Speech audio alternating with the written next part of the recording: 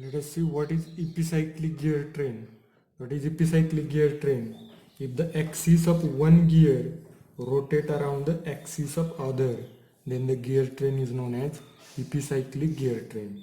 Axis of one gear, axis of one gear, axis of one gear. If axis of one gear rotate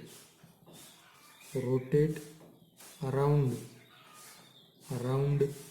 the axis of other gear, then the gear train is known as epicyclic gear train. Let us draw the diagram so that we understand this definition.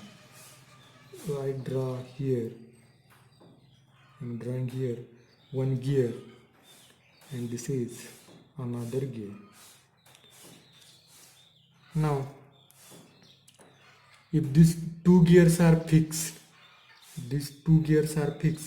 then that condition, what is that condition is called, we see after. So first I'm drawing here, I'm fixing this gear to ground. If I fix this gear, then this gear will rotate around this axis of this bigger gear. If this gear is rotate around this bigger gear, then this gear train is known as epicyclic gear train. So we require to connect this gear by, this is called as arm. This gear is known as sun gear, and this gear rotate around this sun gear, therefore it is known as planet gear. So this is sun, this is planet, and these two gears, centers of these two gears is joined by using arm.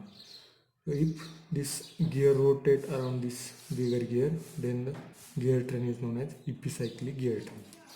Now if velocity ratio for this gear is n1 minus this n arm divided by n2 minus n arm is equal to T2 divided by T1. Now if case is like this, if this is a case,